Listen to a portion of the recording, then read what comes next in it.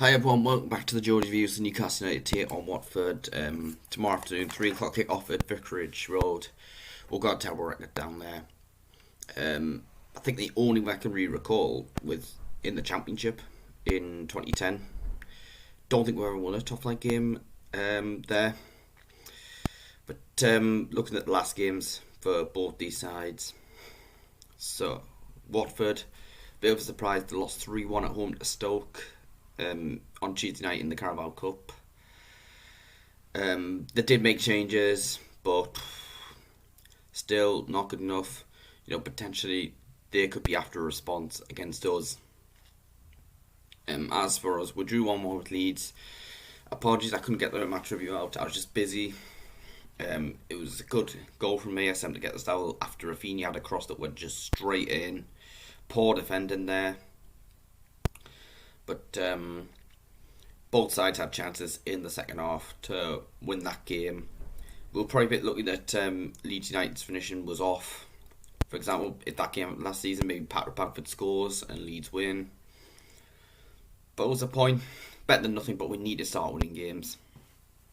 Getting into the team news. For Watford, they've got Bachmann, who's 50-50. Fabian looks like he's going to be back. And João Pedro. There's a possibility he could be back, 75% chance. But as for us, we've still got a lot of injuries, and it looks like there's going to be plenty of players out until after the international break next month. So that will be John Joe Shelby, Martin Dubravka, Callum Wilson, Jamaal Lascelles, Paul Dummett, and Freddie Woodman all out. Joe Willock's also out this game. Apparently it's touch and go to see if he can play against Wolves next weekend.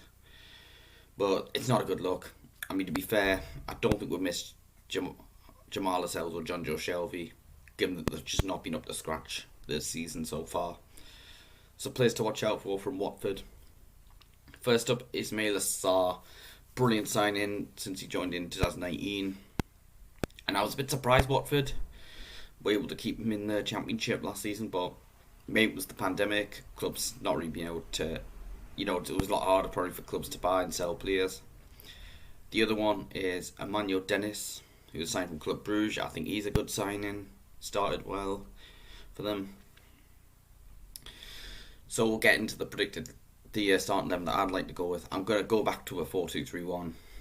I don't expect Steve Bruce to change the formation right now. I mean, he might just do it when we least expect it, but I'm going to go 4-2-3-1 still. So starting off in goal, Carl Darlow, he came against Leeds, did nothing wrong. Yes, he was helped by Leeds' poor finishing, but I thought he had a decent game against them. So he deserved to keep his place. Into the back four, first up at right back, Javier Manquillo. The centre backs, firstly Fabian Schär, and alongside him Federico, Fernandez. I don't want to see Isaac Hayden at centre back. Just play him more in the midfield. Please. I mean, yeah, fair enough against Leeds, he was coming into the midfield more, but that's why he should be the whole game, really. I mean, yes, fair enough, helping come back, but he's a midfielder, not a centre back. Left back, I'm going to go with Jamaal Lascelles. Into the two midfielders. First, obviously, Isaac Hayden. As I mentioned, he's not a centre back, he's a midfielder. And alongside him, I'm going to go with Sean Longstaff. But I want to see a better game from him.